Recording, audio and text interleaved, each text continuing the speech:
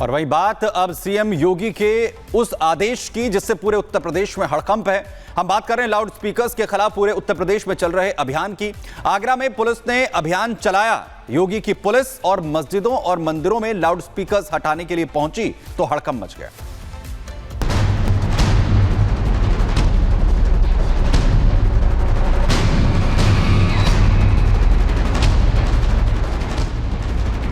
मुख्यमंत्री योगी आदित्यनाथ ने अगर कहा है कि लाउड स्पीकर लाउड नहीं बजेगा तो मतलब नहीं बजेगा।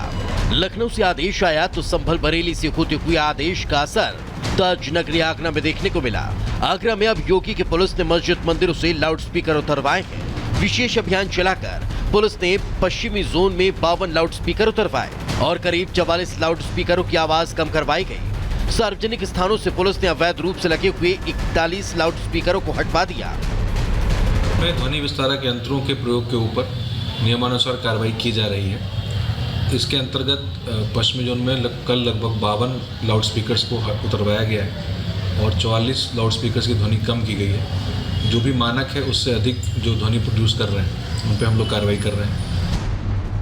क्योंकि पास में होली का त्योहार है, इसलिए सीएम योगी का सख्त निर्देश है कि कहीं भी ऐसा कुछ भी न होने दिया जाए जिससे टकराव की स्थिति बने और माहौल बिगड़े।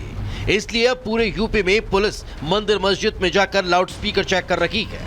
पुलिस का निर्देश है कि लाउड स्पीकर की आवाज धार्मिक स्थल से बाहर न आए, लाउड स्पीकर की तेज आवाज पर अजान न कराई जाए और बेवजह कहीं भी लाउड स्पीकर से शोर शराबा न हो।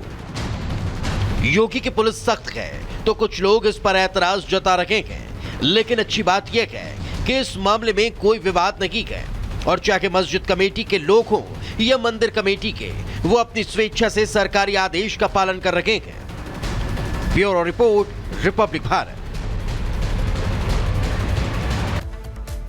चलिए बात करते हैं उत्तर प्रदेश के प्रयागराज में, जहां पर कुछ अराजक तत्वों ने हिंदुओं के घरों के बाहर गोवंश के कुछ टुकड़े फेंक दिए और माहौल को बिगाड़ने की साजिश रची है। वो भी उसी प्रयागराज में जहां हाल ही में अभी महाकुंभ संपन्न हुआ है।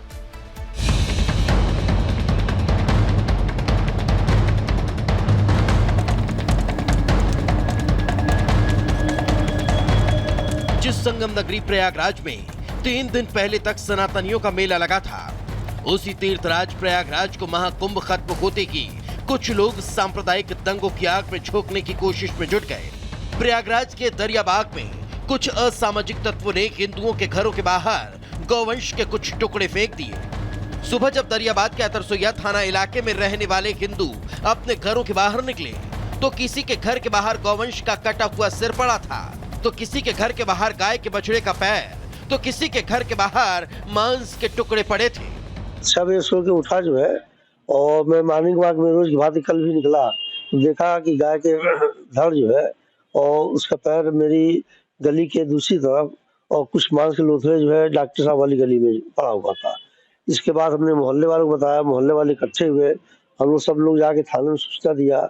लेकिन हम लोग ये चाहते हैं मोहल्ले वाले कि इस योगी सरकार में भी अगर इस बार भी ये जांच बनते रह जाए, हम लोग का निवेदन है प्रशासन से, शासन से कि इसमें सख्त कार्रवाई, जो भी अवांछनीय तत्व इसमें शामिल है उसको पकड़ के गिरफ्तार किया जाए और उसका ही मकान गिराया जाए। इस कट्टरपंथी साजिश का सूत्रधार कौन है, इसका तो खुलासा नहीं हो पाया, लेकिन एक बात तो तय है कि महाकुंभ के बाद प्रयागराज को हिंसा की आग में झोंकने की साजिश रची गई थी।